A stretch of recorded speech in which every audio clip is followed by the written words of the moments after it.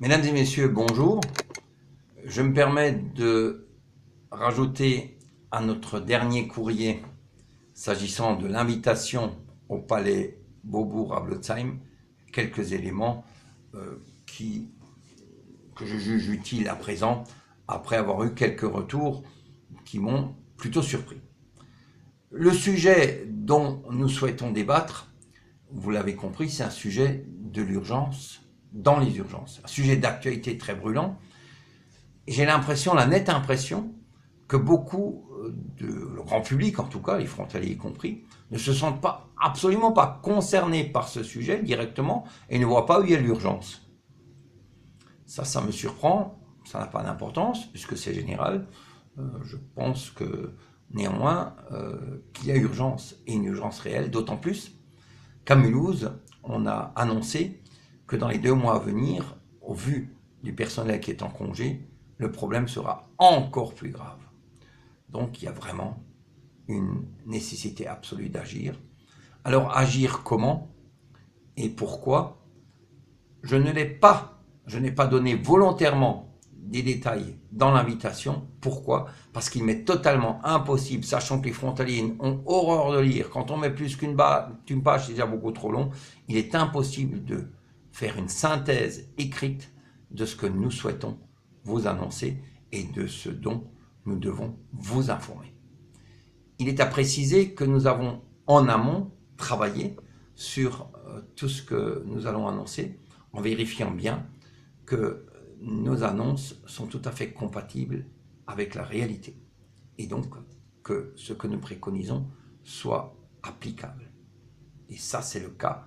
Et nous aurons même des personnes compétentes qui vont venir et en témoigner et vous le garantir. C'est un point important. Autrement, on n'est pas crédible. Il y a un autre point aussi qui est tout aussi important, à savoir que nous avons invité les élus, tous les élus, locaux, départementaux, nationaux, parce que nous estimons que cette information ne concerne déjà pas que le monde frontalier, mais l'ensemble des personnes qui résident dans la zone frontalière. Qu'ils soient frontaliers ou non, c'est très important.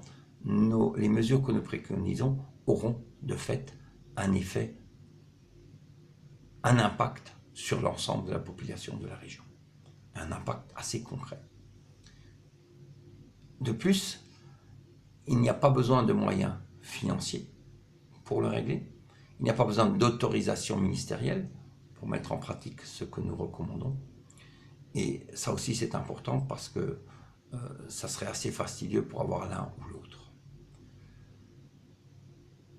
S'agissant du bien fondé de notre invitation, à une date qui n'arrange toujours personne, entre le 15 juin et le 15 septembre, c'est connu en France, c'est les congés, normalement on ne devrait rien faire, sauf que par après, il y a bientôt la Toussaint, après la Toussaint c'est bientôt Noël, après c'est Nouvel An, après c'est les vacances de ski, etc., etc., puis Pâques, donc c'est jamais le bon moment. Nous n'avons pas pu nous permettre de perdre du temps et nous estimons tout simplement que je ne pense pas que tous les frontaliers soient en congé le 9 juillet. Ceux qui le sont, nous en sommes désolés, qui n'est pas la primeur de l'information, mais ceux qui ne le sont pas, nous les invitons à investir 1 heure de leur temps, qui leur fera peut-être économiser beaucoup de temps et surtout beaucoup de grands soucis.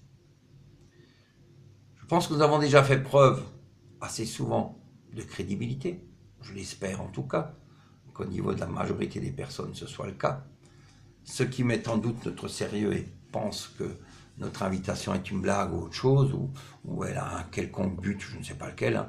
Le seul but pour nous, c'est effectivement de vous aider, et nous vous demandons de vous aider à nous aider. Mais ceux qui seront sur place vont bien comprendre à quel point les solutions existent et à quel point l'information était déterminante. Voilà.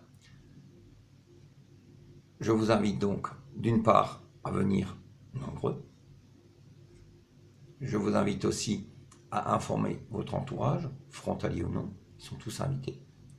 Sont aussi invités l'ensemble des personnes qui, de près ou de loin, sont concernées par tout ce qui est médical et paramédical dans la région, surtout l'urgence. Et les élus, bien entendu, on les a invités par courrier. Nous verrons bien ce que ça donne. En tout état de cause, personne ne pourra nous reprocher de ne pas avoir essayé d'apporter notre soutien dans ce domaine-là et dans ce sujet-là à la population, aux élus et au gouvernement. Puisque, je le répète, il ne s'agit pas d'un pétard mouillé que nous allons allumer, mais vraiment d'un important changement, une grande modification dans les habitudes et les traditions qui existaient jusqu'à maintenant. Merci bien et à bientôt.